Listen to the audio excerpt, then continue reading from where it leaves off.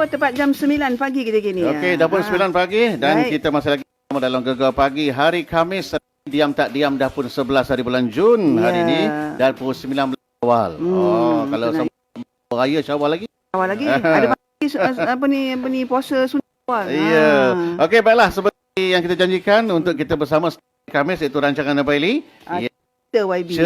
Cerita YB. Untuk episod yang kedua, minggu kedua lah kiranya. Minggu kedua dah lah ya. Kalau minggu lepas kita bersama dengan Yang Berhormat iaitu Datuk Sarani Muhammad.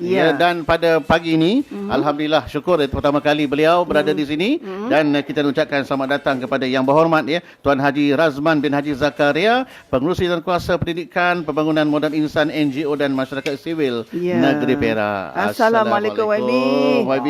Waalaikumsalam warahmatullahi wabarakatuh. Apa khabar pagi ni? Alhamdulillah adanya. Terima kasih kerana sudi untuk datang ke rancangan Cerita YB. Terima kasih juga. Ini pertama kali datang ke Konti? Pertama kali datang. Syukur alhamdulillah. Itulah pertama kali menjejak kaki. Bila YB datang ke Konti ni, apa yang YB rasa teruja tengok Konti Perak FM ni? Inilah tempat kami bertugas bercakap seorang-seorang. Ya, teruja yang pertama kali itu ingat kita ternampak macam ni semua simple dia tempat tu. Kita dengar tu nampak. Okey, jadi baiklah oleh kerana YB pertama kali menjejak kaki ke Konti Perak FM, jadi boleh kita nak kata apa, nak ucapkan selamat raya YB. Adakah terlewat ke macam mana? Belum terlewat lagi, masih di pertengahan. Masih pertengahan ya. Okey. Selamat hari raya. Okey. Baiklah, kalau kita nak mulakan ni, selalunya kita nak bertanya mengenai dengan peribadi YB dululah. Sikit latar belakang lah. Jadi YB, bolehlah YB ceritakan kepada kami lah berkenaan dan juga pendengar yang sedang mendengar. Dan kita juga boleh melihat, menonton secara langsung live video kita ni. Okey, mengenai dengan peribadi YB lah. Asalnya dari mana, belajar di mana, sekolahnya di mana. Ini kalau universitinya di mana? Nak tanya juga. Tak lupa keluarganya. Apa nak tahu juga. Dan awak juga difahamkan ada panggilan mesra pula tu. Panggilannya Pak Teh. Betul. Pak Teh. Pak Teh pun memang terlalu membiasakan diri itu orang panggil Pak Teh. Di mana pun Pak Teh lah. Okey, jadi cerita sikitlah mengenai dengan peribadi YB. Pertama sekalinya mengucapkan terima kasih kepada RTM lah yang mengadakan rancangan ini dan hari ini dapat bersama dengan Saiful sekali lagi bertemu kita Saiful jumpa dan juga lagi Puan Eli. Puan Eli. Jadi belum terlambatlah untuk kita mengucapkan selamat hari raya, maaf zahir batin seperti mana Syawal kita masih ada. Hari ni 10 hari lagi. Syawal ya. 10 hari lagi. Kalau siapa yang belum puasa 6 tu puasa 6 dululah insya-Allah dapat pahala besar tu. Pahala besar. Kalau kata ikut hadis Nabi tu dia kata kalau kita puasa 6 hari awal ni bulan ni kita seolah-olah puasa setahun. Sebab buat kebajikan tu dia 30 hari Ramadan dapat 310 satu kebajikan dapat 10 jadi 300 tambah lagi 6 360 puasa seolah-olah setahun. InsyaAllah. Itu dia. Ramai dah buat tu. Ramai tu insya-Allah. Tapi puasa Syawal ni seronok ni Pak Teh. Dia bukan kata boleh kata sederet. Dia kalau selepas hari pun boleh. Selang pun boleh. Selang pun boleh. Pasal apa dia masa bulan Syawal.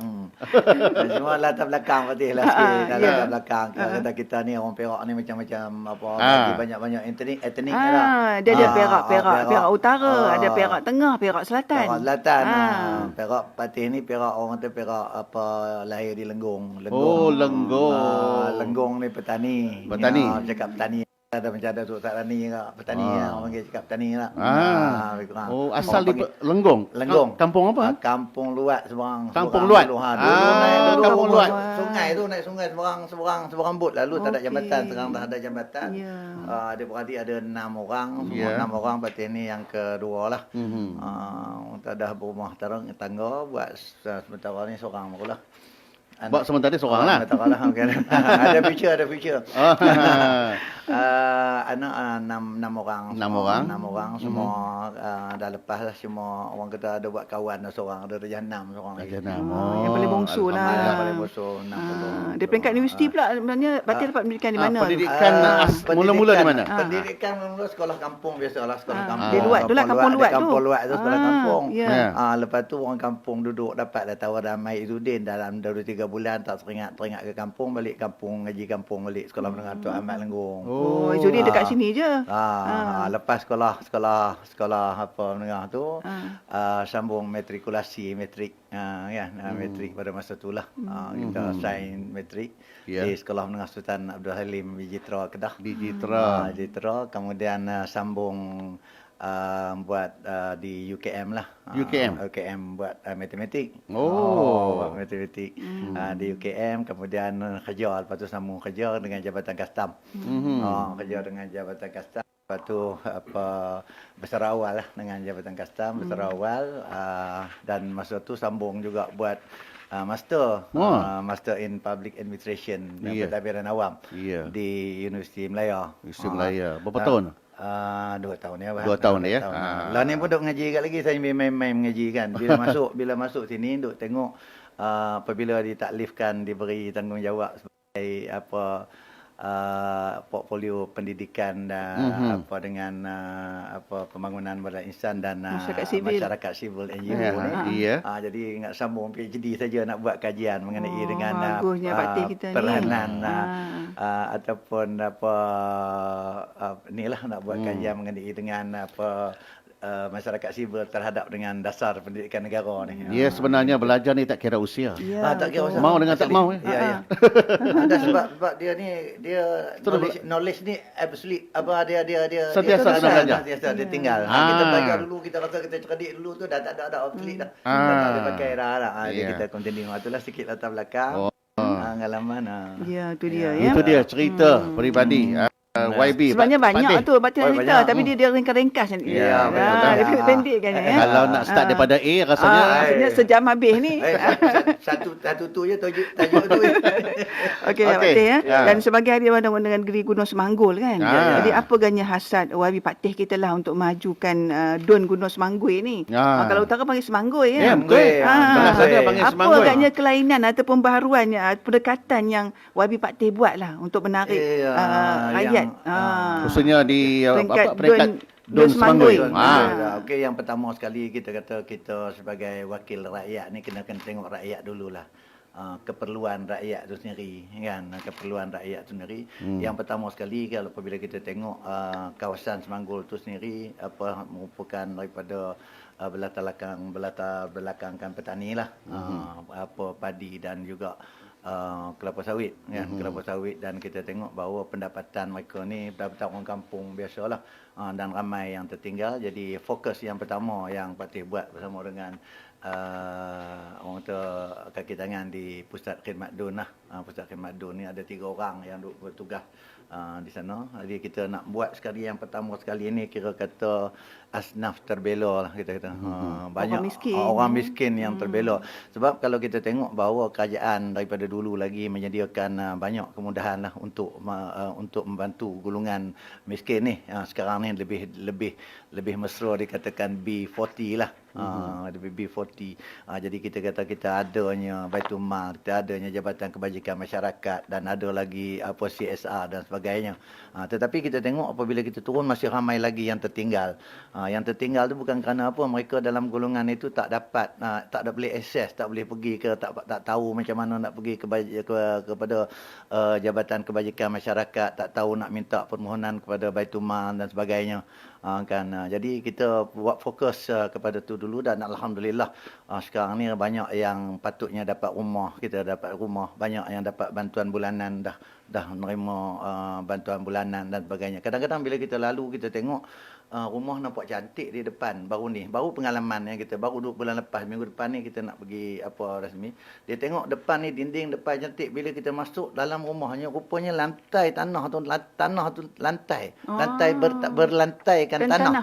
Berlantaikan tanah dan belakangnya tak ada dinding pun. Dengan dinding tu dan kita buat selain daripada minta bantuan, yang ni kita inisiatif sendiri, kita minta bantuan daripada NGO dalam masa seminggu, ada simpati daripada masyarakat dapat 40,000 dan kita terus buat rumah. Jadi insya-Allah minggu depan ni kita boleh dapat buat rumah. Alhamdulillah. Jadi itu fokus yang pertama. Turun padang. Dan yang kedua kita tengok apabila basic need dia, kita kata masalah mata pencarian lah. Jadi mata pencarian di sini kita tengok banyak bakat-bakat di sumber-sumber pencarian tetapi tidak dikomersialkan. Macam kata-kata di sana tu ikan kelisa satu kan. Dan bakat-bakat orang sana banyak boleh menetaskan ikan sendiri. Kan, termasuk dengan ikan lagar dan sebagainya, itu kita komersialkan. Kita kena cuba cari sebagai sumber pendapatan tambahan kepada masyarakat di sana. Itu kita punya fokus selain daripada pembangunan fizikal. Dan insya-Allah untuk pengetahuan di sini, untuk hebahkan di sini untuk permulaan, apabila masuk mesyuarat yang pertama, mesyuarat ESCO lah, mesyuarat MMK yang pertama, yang amat berhormat Menteri Besar kan, Menteri Besar Datuk Seri Haji Ahmad Faizal Azumu, dia mengarahkan di bawah portfolio parti suruh tengok satu pembinaan rehabilitasi center yang dibuat oleh Perkeso. Telah pun berjalan pada permulaan dan hasrat ke bawah duli tuanku jugalah. Jadi bila parti tengok tu rasanya ini menjadi satu faktor yang boleh menjadi katalis kepada pembangunan ataupun sumber pendapatan di bahagian utara tu. Jadi perkara ni nak bawa ke Semanggul. Jadi bawa ke Semanggul, mungkin dia di situ boleh menjadi satu peluang pekerjaan dan juga boleh jadi booster kepada ekonomi bahagian utara, selain daripada yang sedia ada lah di kawasan Semanggul tu. Sedia ada oleh MK Land lah, Bukit Merah Resort dan sebagainya. Difahamkan di Semanggul ni kawasan banjir juga, Fatih ya? Ya, di situ dia kawasan banjir. Di salah satu tu kita memang juga itu menjadi penumpuan kepada kita. Dan masa pertama masuk dewan yang pertama dulu pun perkara ini dibangkitkan. Dan alhamdulillah pada masa tu kerajaan turun dan kita buat di Pekan Semanggul tu sendiri hujan je terus banjir kedai. Banjir kilat lah. Banjir kilat. Hujan je terus banjir. Tapi alhamdulillah dah kita buat yang pertama, sekarang hujan dah tak banjir lagi kawasan tu. Dah selamat. Semanggul dengar ni tu. InsyaAllah. Yang tu memang kita nak buat, tapi kita perlukan sokongan sama. Dan yang kedua, kadang-kadang kita dan jabatan kerajaan dan kita pimpinan pun tak dapat nak turun semua, memerlukan feedback, memerlukan maklumat daripada peringkat bawah apa yang permasalahan yang mereka hadapi itu, mereka salurkan kepada kita. Betul. Kita bincang bersama macam mana kita nak mengatasi. Ya, bagus. Alhamdulillah ya. Baik, Fatih, kita rehat seketika ya. Kita kembali lepas ni kita akan sentuh dengan pendidikan pula saya pun cerita YB. Hingga jam 10 pagi nanti.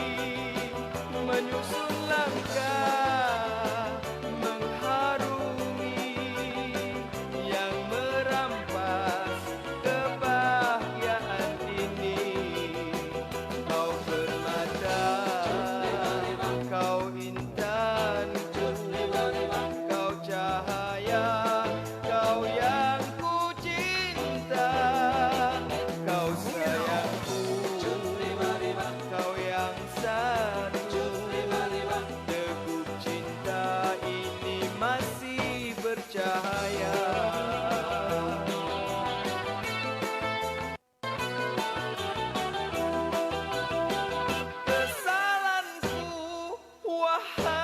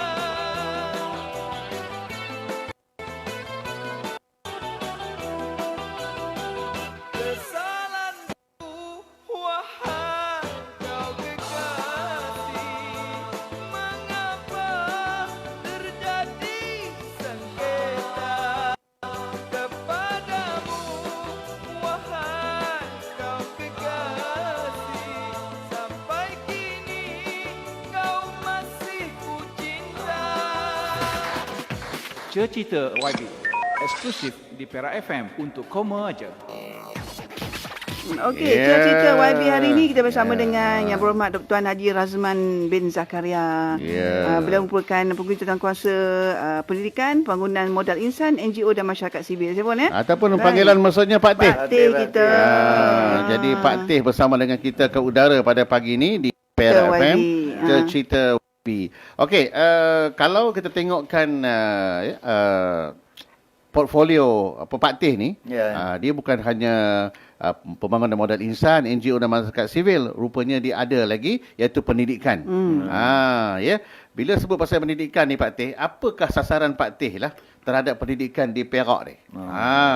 Dan juga bagaimana kaedah ataupun aspirasi Pak Teh selaku Esko Pendidikan Negeri ni. Ini sesuatu yang kata mencabar juga lah. Yalah, pendidikan ni satu perkara yang paling utama lah. Dalam negara pun memang peruntukan ataupun bajet tu besar lah untuk pendidikan kita ni. Mula-mula kita nak kongsi dan cabaran kepada seluruh Perak, orang Perak khususnya orang Perak kita. Mula-mula Pak Teh mari tengok sebagai dibagi tanggungjawab sebagai pendidikan ni, Pak Teh tengoklah. Bila Pak Teh tengok menjadi satu cabaran kepada kita, tengok keputusan tangga tahap pencapaian keputusan SPM, SDPM dalam negeri Perak ni. Kan kalau kita tengok kedudukan negeri Perak ni dalam jalur pembangunan, dalam jalur Pantai Barat yang membangun lah. Belakang bawah dia Selangor, depan dia Pulau Pinang kan. Kemudian pendidikan awal ataupun sekolah-sekolah yang masyhur pada masa awalnya. Kita tengok macam MCKK, Star, kan Izzuddin, Takyah dan sebagainya. Kedudukan tu memang satu pencapaian yang paling baik lah. Tapi kebelakangan ini 2-3 tahun lepas yang kita tengok, dan ini juga saya telah berparti bersembang dengan dengan pengarah pendidikan negeri lah. Mengenai dengan kedudukan kita ni tangguh ke-9 ke-10. Berbanding dengan Kelantan dan Terengganu ni, kalau nak tengok kawasan dia tu lebih hulu daripada kita lah. Lebih hulu daripada kita. Kita ni jalur, sebab kita satu jalur ni, Pantai Barat ni semua jalur yang membangun kan.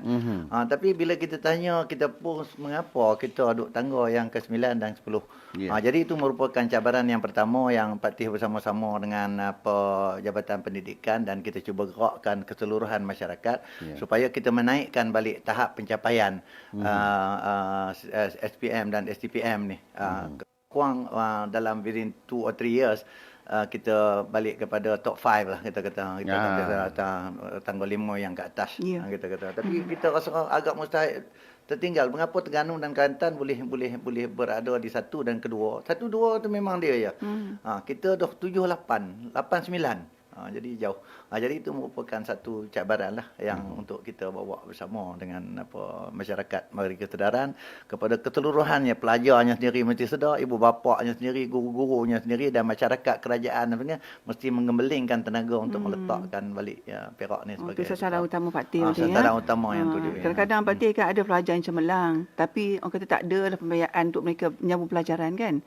Macam mana tu Pak Teh?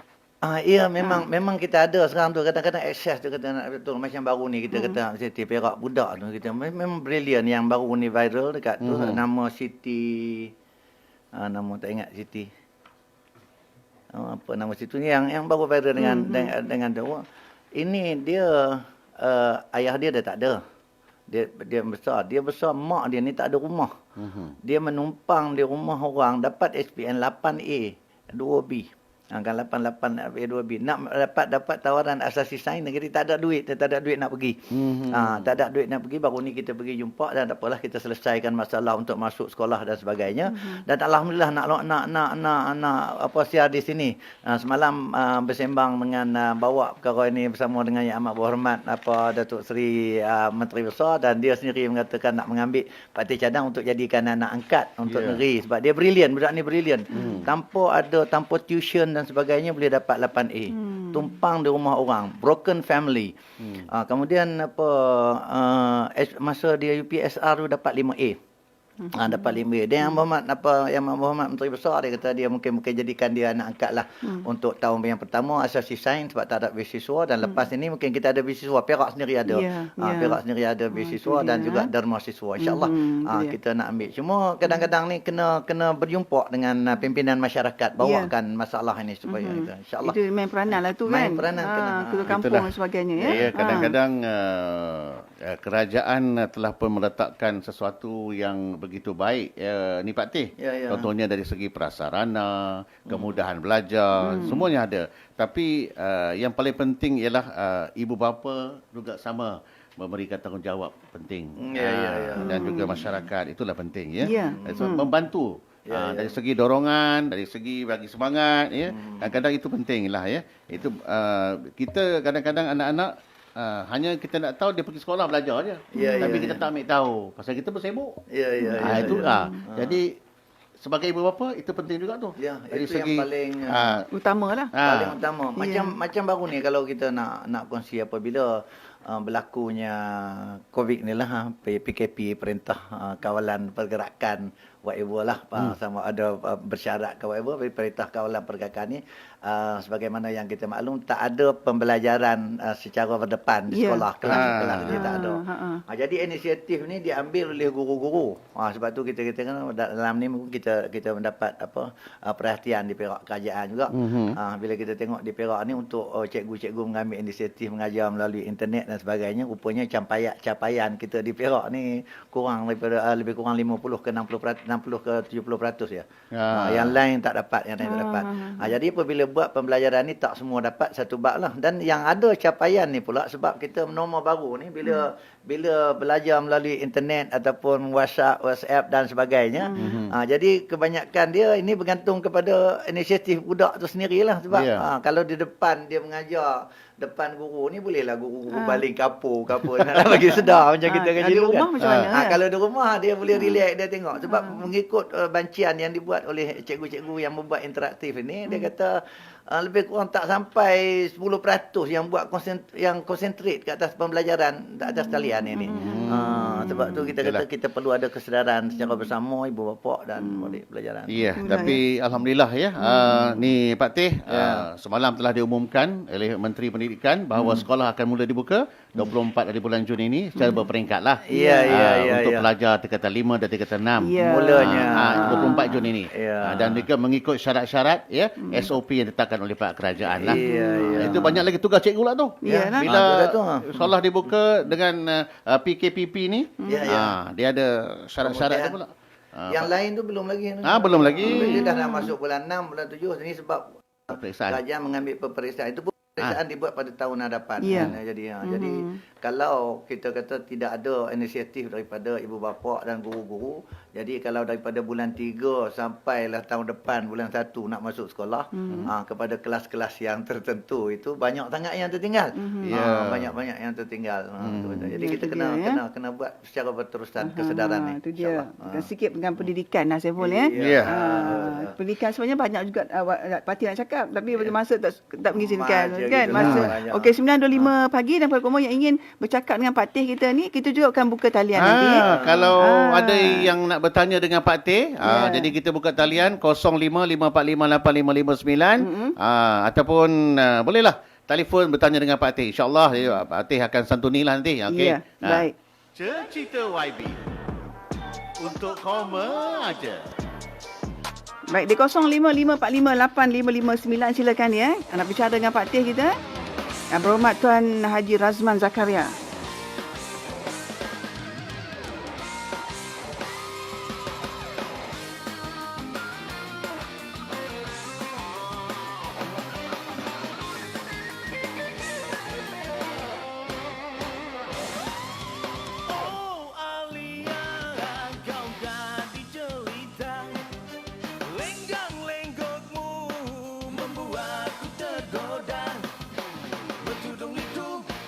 Wajahmu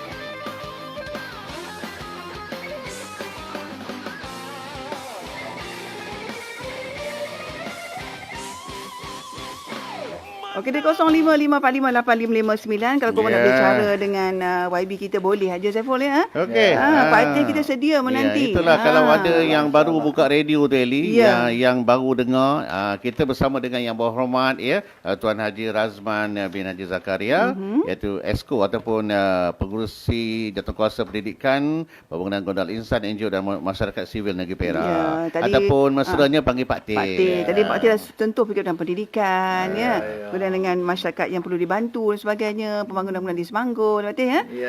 Cuba tengok pemanggil kita pagi ni Saiful. Ya, halo. Assalamualaikum. Waalaikumsalam. Ya, siapa? Saya dari Klimat Zahra binti Yub. Nama. Puan Zahra. Nak tanya apa dengan Zahra. YB? Puan Zahra. Dari Klimat, Ya, Klimat Sungai Siput. Sungai Siput. Nak tanya apa? Nak mengadu masalah lain. Masalah lain. Apa yang lain tu? Masalah lembu berkeliaran. Lembu. Bila sebut lembu ni nak tunggu ni raya korban ni boleh kita korban. Okey, sila cakap Okeylah. Mungkin dah betul dah ya. Betul dah. Ini masalah haiwan ternakan ni lah. Macam kawasan Semanggul tu adakah haiwan ternakan yang berkeliaran? Semanggul, Lenggong ada ke? Berlenggong ke? Di mana-mana kampung ni kita kata kita di mana kampung, tapi ada pihak yang bertanggungjawab atas untuk haiwan berkeliaran ni. Bukan saja haiwan ternakan, kan kata anjing pun ada, babi pun ada sekarang ni kan. Macam kata monyet pun banyak. Saya bisa terserempak dengan babi hutan. Babi hutan. Saja ada yang nyondoi. Kawasan mana? memang banyak dia lintas jalan dan sebagainya. Habis apa ni tanaman-tanaman orang kampung nak kerjakannya ya. Betul ya. Ya. Betul lah. Okey, dan ni kita balik pula pengenaan budak insan ni Betul ya. Perancangan kerajaan negeri lah dalam memperkasakan agenda pembangunan modal insan, khususnya di negeri Perak ni. Ni di bawah portfolio Pak Tin lah. Di bawah Pilihan pendidikan, modal insan juga. Pembangunan macam mana? Atau apa orang panggil dia berkait. Berkait. Betul. Dan memang satu cabaran kepada kita lah, sebagaimana yang kita maklum apabila berlaku COVID ni kan. Berlaku COVID ni kalau ikut statistik dalam Malaysia sendiri lebih kurang 2 juta lebih orang yang hilang pekerjaan. Hilang pekerjaan. Di Perak ni hampir keseluruhan hotel-hotel besar ditutup. Dan sebahagian besar daripadanya melibatkan hilang pekerjaan dan sebagainya. Tapi mereka ni kebanyakan yang tidak berdaftar. Kalau dia berdaftar dengan Jabatan Tenaga Buruh, sebab tu kita minta sekarang ni supaya mereka ini mendaftar.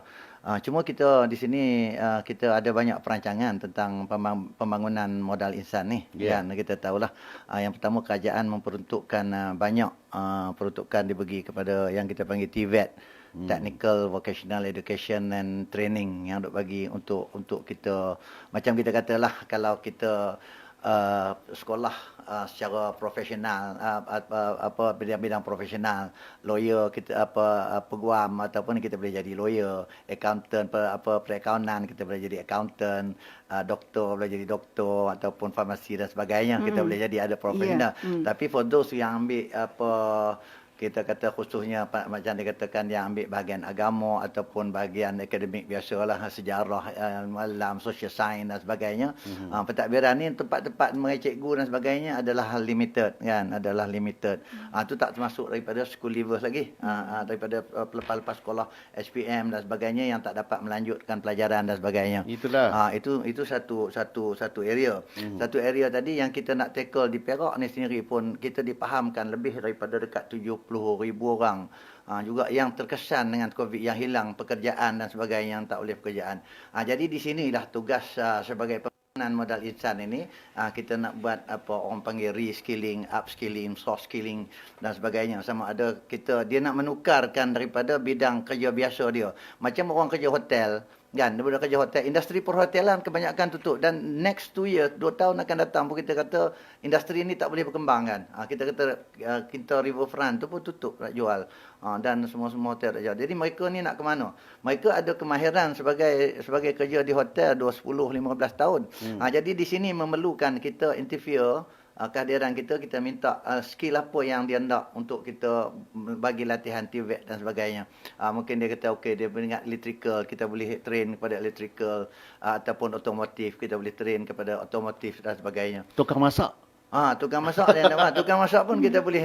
Jadi Waktu PKP ni kadang yang tak tahu masak pandai masak. pandai masak.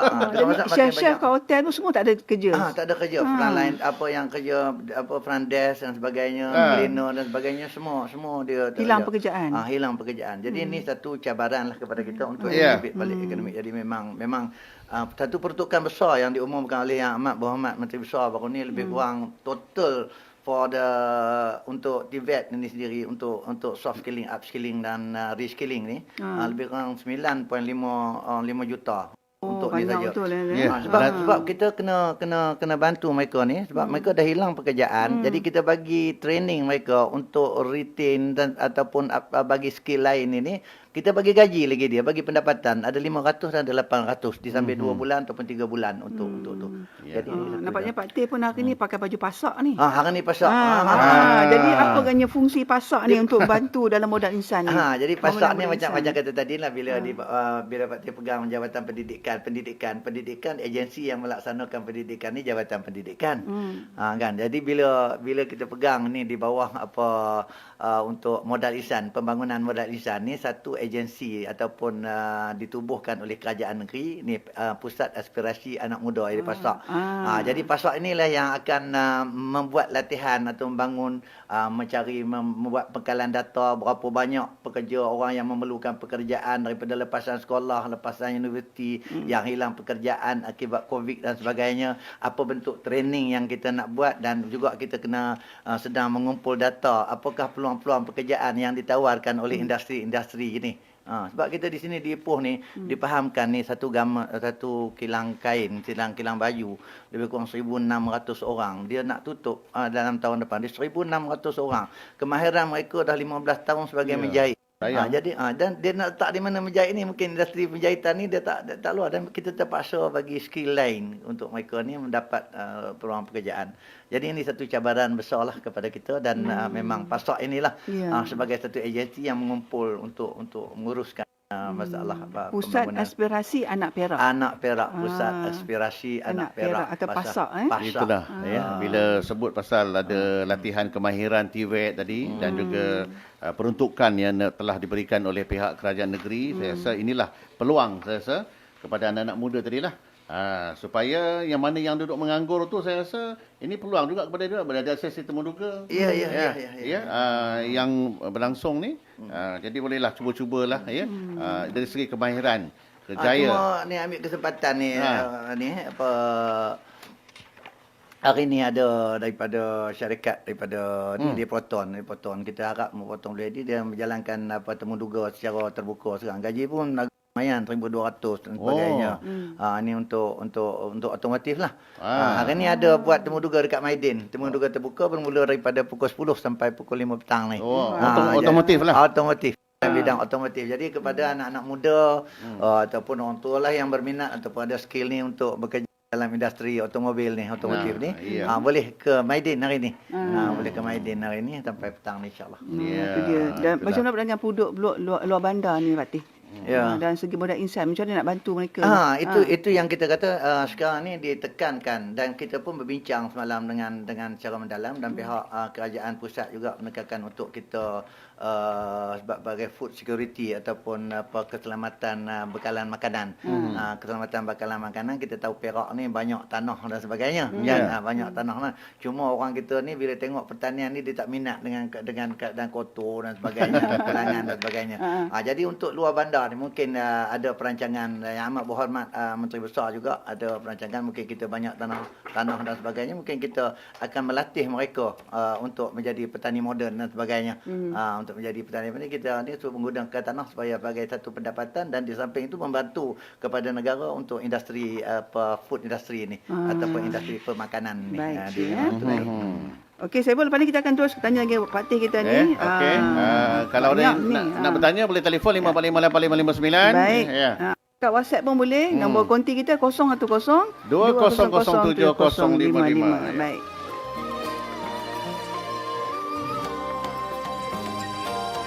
بتعقد ليه في حياتك وبتحزن وتتأثر لو كنت ناسي تذكر سيرتنا بينا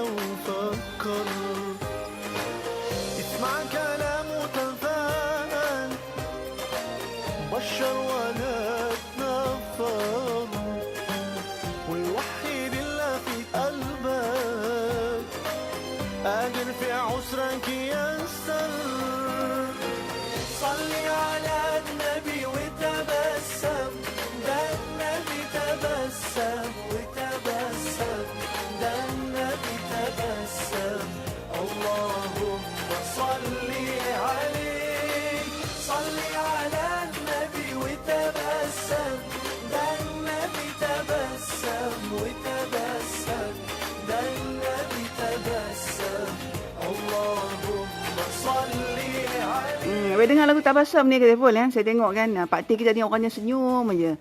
Senyumnya manis ya tak? Orang kata murah senyum. Baik, kita ada pemanggil di talian. Siapa di sana? Ya, halo. Assalamualaikum. Waalaikumsalam. Ya, siapa ni? Jadi nama saya ni Hamdi daripada Pekalan Pego. Oh, Pekalan Pego, Cik Hamdi. Okey, terima kasih Cik Hamdi telefon. Okey, nak bercakap dengan YB Pak Teh kita. Assalamualaikum YB, Pak Teh. Ya, waalaikumsalam ya Hamdi, apa khabar? Selamat raya. Ya, betul. Saya nak bagi tahu anak saya ni belajar di universiti. Tapi capaian internet macam Pak Teh cakap dah, walaupun kita di bandar, di kawasan Pekalan Pego, Pasir Putih ni, tapi dari segi kemudahan dia tu, capaian dia tu amat tak berapa lancar lah. Ya. Jadi kalau di kawasan bandar masalah, apa lagi di luar bandar saya rasa lah. Ya. Okey, apakah caranya pihak Pak Teh, pihak betul Kerajaan negeri. kerajaan tinggi untuk mendapatkan maklumat tentang permasalahan tentang capaian internet ni. Ada hotline ke untuk kita untuk kita mendapatkan maklumat? Ada. Okey. Terima kasih kepada Dengar radio ya Cik Hamdi ya. Itu lagi. Saya nak tanya. Satu lagi. Macam satu datang fasa, bila dapat maklumat tu, benda tu diselesaikan. Maknanya ada Tadikom di situ, ada daripada pengajian tinggi di situ. Maknanya yang berkaitan. Lepas itu benda tu disebarkan. Apakah tindakan-tindakan yang telah dibuat? Okey. Cik Hamdi dengar radio ya. Baik, terima kasih ya bertanya. Dengan semangat dia tu. Iyalah. Terima kasih Cik Hamdi. Mengenai Pak Teh. dengan pencapaian internet. Infrastruktur lah. Infrastruktur ni memang menjadi kehendak ramai seluruh Malaysia dan ini juga menjadi agenda utama kepada kerajaan negeri selama ni lah setakat ini. Dan kita tahulah yang membuat jalur lebar ataupun talian ini adalah syarikat-syarikat telco yang telah diswastakan, TMNet, Maxis, Telefon dan sebagainya yang membuat ni. Dan sekarang ini kerajaan negeri yang di bawah Exco Telecommunication kita ni sedang untuk inilah menaik tarafkan, berusaha untuk menaik tarafkan supaya dapat menyeluruh dan juga di kawasan-kawasan tumpuan mungkinnya meninggikan lagi tahapnya. Sebab sekarang ni orang mula-mula dulu kita dapat line pun okey dah. Sekarang orang bercakap pasal 5G dah kan. 5G kita 4G pun belum lagi. Jadi insya-Allah dalam perhatian kerajaan ada tengah mengambil tindakan kawan ni. Bukan di bawah portfolio Pak Teh lah. Tapi sedikit sebanyak mengetahui perancangan kerajaan untuk kemudahan kita semua. Baik, terima kasih seterusnya pagi ni. Siapa di sana? Ya, halo. Halo, Assalamualaikum. Waalaikumsalam. Ya, siapa ni? Cikgu Zizi Raziz. Oh, Cikgu Zizi. Ya, saya. Ini cikgu ni berasal ni mengajar di Sarawak ni. Dah balik kampung lah ke? Belum. Itulah sekarang boleh rentas negeri. Elok cikgu telefon sebab kita ada Exco Pendidikan. Jadi Memang nak bertanya hal isu pendidikan ni. Okey, boleh bertanya. Sila cakap dengan YB Pak Teh. Pak Teh. Okey, Assalamualaikum YB Pak Teh. Ya, cikgu. Okey, sebenarnya saya Cikgu Muhammad Raziz ni asal Negeri Sembilan tapi selalu dengar Perak FM. Oh, minat lah. Dulu saya belajar pun di UPSI Tanjung Malim. Dan juga menjalankan latihan latihan praktikum di SMK Jati Ipoh. Jadi memang nak berminat lah untuk berkhidmat di Perak kan, kalau dapat mencurah bakti kan. Alhamdulillah, minat Perak tu. Kahwin orang Perak apa? Jadi soalan saya, okey, boleh tak kalau ada peruntukan lah, kalau tak dapat jawab sekarang, mungkin dalam waktu akan datang ni, unjuran keperluan guru nak diperlukan di Perak tu kan. Sebab kalau ikutkan IJ tukar, untuk bulan 6 ni ditangguhkan dibawa ke bulan Disember. Jadi permasalahan jugalah untuk kami yang dah lama berkhidmat di Sabah dan juga Sarawak dan juga Labuan ni, nak juga pulang ke Semenanjung, bagaimana ke Semenanjung. Dan juga Tapi cikgu, kalau semua nak pulang, siapa nak gajar sana pula? Tapi masalahnya memang tak dapat dinafikan. Di Sabah Sarawak juga di Labuan ni pun perlu guru. Tapi masalahnya pembekalan guru tu kabarnya oleh Kementerian Pendidikan tu jarang-jarang ataupun tak sangat dihantar ke sini. Jadi kalau kami ni boleh terima cabaran, kenapa guru baru yang patut dihantar tu tak dihantar lagi ke wilayah sini. Jadi itu jelah masalahnya. Okey. Cikgu. Saya. Cikgu dah sarapan ke belum? Dah, Alhamdulillah dah. Dah dengar macam kecewa je. Bagaimana banyak isu macam ni lah. Tak apa. Kita minta YB jawab ni, cikgu ya. InsyaAllah cikgu secara peribadinya mungkin boleh berhubung dengan pejabat kementerian sendirilah. Dan jabatan ataupun kementerian ni dia ada dasar dia sendiri dalam penempatan dan sebagainya. Jadi kalau jumlah dasar untuk unjuran tu saya tak dapat bagi secara teruslah. Mungkin lepas ini mungkin kita boleh tengok dengan Jabatan Pendidikan, ada data-data tu mungkin insya-Allah. Berapa yang diperlukan di Perak, berapa yang dah lama yang nak keluar kan. Tapi dengar cakap cikgu tadi macam nak balik Perak mengajar tu. Boleh kalau Tapi apa boleh rujuk di Kementerian Pendidikan. Boleh rujuk di Kementerian Pendidikan. Rasanya dasar untuk di Sabah di Sarawak tu lepas 5 tahun ke berapa tahun cikgu? Dah. Lepas berapa tahun tu dia boleh buat permohonan. Balik ke Semenanjung. Boleh buat permohonan balik ke Semenanjung insya-Allah. Yang cewek Cikgu Zizi. Okey. Ini mengenai dengan NGO dan masyarakat sivil YB Pak Teh Ini antara soalan yang boleh kita nak kongsikan lah berkaitan dengan NGO dan masyarakat sivil. Sebenarnya apakah peranan NGO dalam mensivilkan, ini perkataan baru ni, mensivilkan masyarakat khususnya di negeri Perak ni. Sebab seolah-olah melihatnya peranan NGO ni agak berbeza. Ada NGO yang pandai dalam mencari dana serta buat program yang memberi kesan kepada masyarakat. Namun ada setengah NGO yang hanya menanti dana dari kerajaan. Ini berbeza ni. Jadi macam mana Pak Teh tengok? NGO sendiri. Peranan NGO. Bergerak utama saya di negeri Perak sendirilah. Peranan dulu, peranan NGO. Cuma kita tengok nama tu dulu kan. Di Malaysia ni kita panggil NGO, non-government organisation kan. Governmental organisation, pertubuhan bukan kerajaan. Untuk masyarakat sivil yang buat pertubuhan. Tapi kalau di peringkat antarabangsa tu dia panggil civil society organisation. Samalah. Jadi dia civil society yang tu. Jadi kalau kita tengok civil society ni dia adalah merupakan kumpulan kepada masyarakat yang mempunyai interest, mempunyai kepentingan yang sama. Bila mempunyai kepentingan mereka tu, maka mereka ni akan govern lah, akan membuat pertubuhan dan didaftarkan pertubuhan mereka itu. Kalau kita tengok macam contoh, dia berbagai-bagai bentuk lah. Ada pertubuhan agama, siapa yang minat untuk dakwah dan sebagainya, dia buat pertubuhan dakwah dan dia daftar. Dan dia daftar itu sebagai pertubuhan, kita kata civil social organisation lah. Ini kluster dia lah. Kluster. Jadi kita panggil dia sini NGO kan.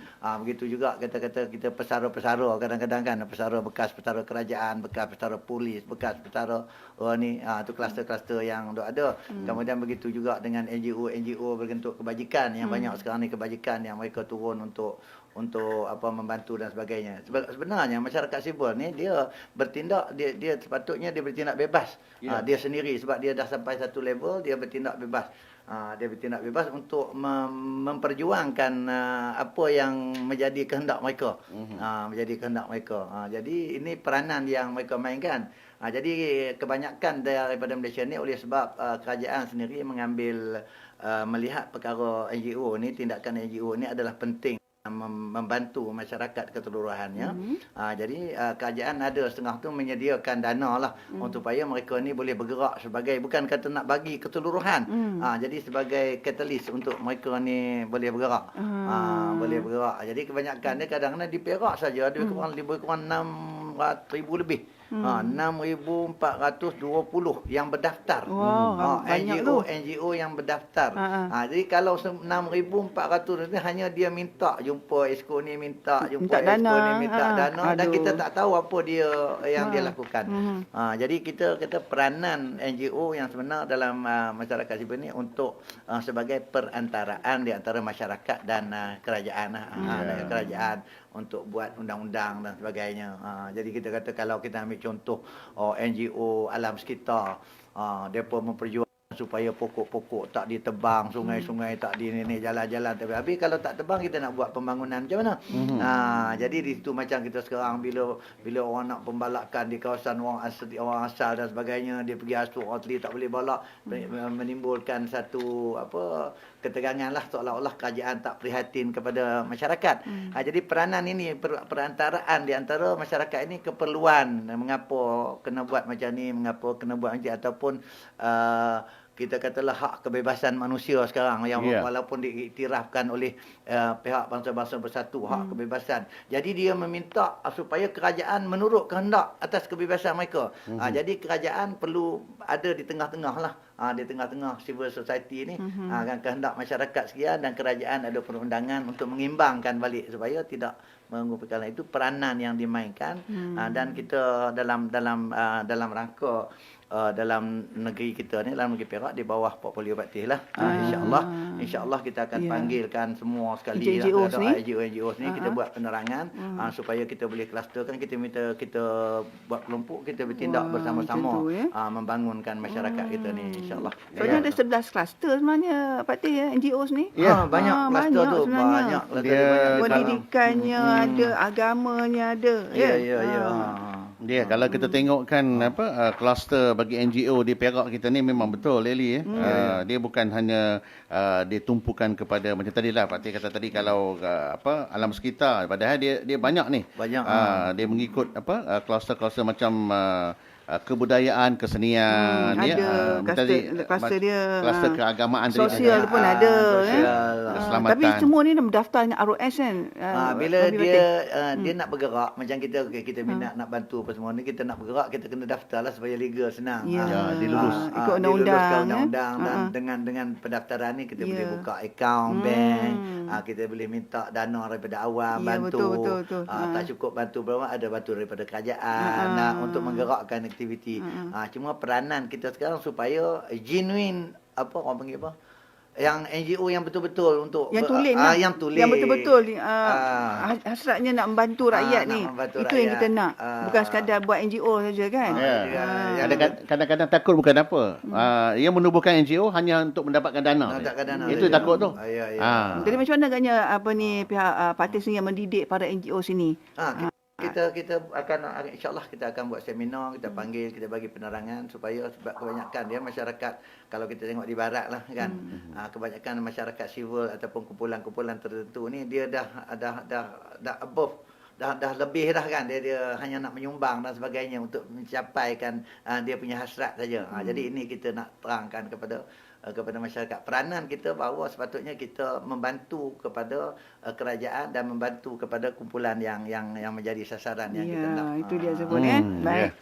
Okey, namun kalau dalam tempoh PKPP inilah dari pengurusan NGO ni ada melancarkan permohonan secara online. Menentukan NGO secara online. Jadi pihak kerajaan memudah cara lah sebenarnya Eli. Tak perlu datang ke pejabat pejabat SOK. Tak perlu fax, tak perlu isi borang, semuanya dipermudahkan. Buka saja portal Perak Digital tu, klik saja ikon NGO, kemudian isikan maklumat yang secara online. Itulah macam Pak Teh beritahu tadi, yang mendidik para NGOs kita kan. Baik. Okey. Kita ke soal terakhir lah. Selalunya terakhir ni ucapan yang terakhir daripada Pak Teh lah. apa ucapan-ucapan sepatah dua kata daripada Pak Teh lah. Walaupun pertama kali datang ke Konti Perak FM hari ini. Sebenarnya Pak Teh banyak nak cakap, tapi kita skip sikit kan. Ya, masa terhad kan. Masa kita terhad. Okey, ucapan terakhir daripada Pak Teh lah. Selaku Janganlah terakhir. maksud dia untuk pagi ni. Untuk wawancara pagi. Untuk pagi ni. Jadi selaku iaitu pengurusi Tangkuasa Pendidikan Pembangunan Modal Insan NGO dan juga masyarakat sivil negeri Perak. Apakah ucapan untuk akhir rancangan kita pada pagi ni? Yang pertama sekali lagi lah ucap terima kasih kepada RTM lah. Ya, dekat sikit. RTM yang mengadakan program ini. Dan mudah-mudahan program ini kita kata dapat sampai kepada masyarakat keseluruhannya InsyaAllah. dan mengetahui apa peranan kerajaan dan apa peranan kita sebagai rakyat dalam negeri Perak ni untuk kita sama-sama menyumbang ke arah Perak ni lebih maju dan sebagainya. Ini harapan yang paling besar sebagaimana yang kita meletakkan sasaran dalam pendidikan yang pertama ni, sebab bukanlah pendidikan itu mengukur kejayaan hidup di dunia, tetapi itu menjadikan satu faktor yang orang kata faktor utama jugalah. Faktor utama kejayaan biasanya orang yang berjaya dalam pendidikan tu berjayalah dalam kehidupan. Jadi kita sama-sama insya-Allah kita beri pentumpuan kepada ini, dan juga itu kita mengetahui bahawa negara juga akan menghadapi satu kedudukan ekonomi selepas Covid ni. Semua orang faham banyak kilang tutup, banyak peluang pekerjaan yang tak ada, petani juga hilang pendapatan mereka dalam nak memulakan perniagaan dan sebagainya. Kan jadi ini menjadi tanggungjawab kita bersama sebenarnya, menjadi tanggungjawab kita bersama. Kalau semuanya sangat nak bergantung kepada kerajaan, memang kerajaan tak mampu. Jadi kepada yang boleh itu kita tanggungjawab bersama untuk kita memulihkan ekonomi kita dan memulihkan kehidupan kita dan sebagainya. Jadi inilah, terima kasih banyak sekali lagi. Dan kita boleh membawa Perak ke mercu kejayaan di bawah pimpinan Yang Amat Berhormat Menteri Besar kita, dan mewujudkan kestabilan politik, ekonomi dan semua-muanya. InsyaAllah. Terima kasih sekali lagi kepada parti kita. Terima kasih banyak kita ucapkan kepada Yang Hormat Tuan Haji Razman bin Haji Zakaria, iaitu Pengerusi Jawatankuasa Pendidikan Pembangunan Modal Insan NGO dan juga masyarakat sivil yang sudi meluangkan masa pada pagi ini datang ke Konti Perak FM dalam rancangan Cerita YB. Dan akan lepas ni ada lagi wawancara kita bersama YB kan. InsyaAllah. Terima kasih lagi YB. Assalamualaikum. Waalaikumsalam warahmatullahi wabarakatuh. Baik, okey Zafon. Nampaknya kita pun dah sampai di hujung tugasan kita untuk kali ini, dan tak apa, esok hari Jumaat kita kembali bertugas. Dan 6 hingga 10 pagi. Kita nak ucapkan terima kasih kepada pendengar kita yang telah pun bersama saja sejak pukul 6 tadi. Kalau ada salah dan silap, terkasar bahasa, tersalah cakap ke, kami minta ampun dan maaf. Esok insya-Allah kita jumpa lagi di udara Dan juga terus dengarkan Perak FM selepas ini bersama dengan DJ Ida okey bersama ni, dan juga terus bersama kami Perak FM untuk Koma Aja. Jumpa lagi. Assalamualaikum. Apa kata YB kita hari ini, Koma? Jangan lupa, sama-sama kita ikuti Cerita YB setiap hari Khamis 9 pagi hingga 10 pagi hanya di Perak FM. Cerita YB eksklusif di Perak FM untuk Koma Aja.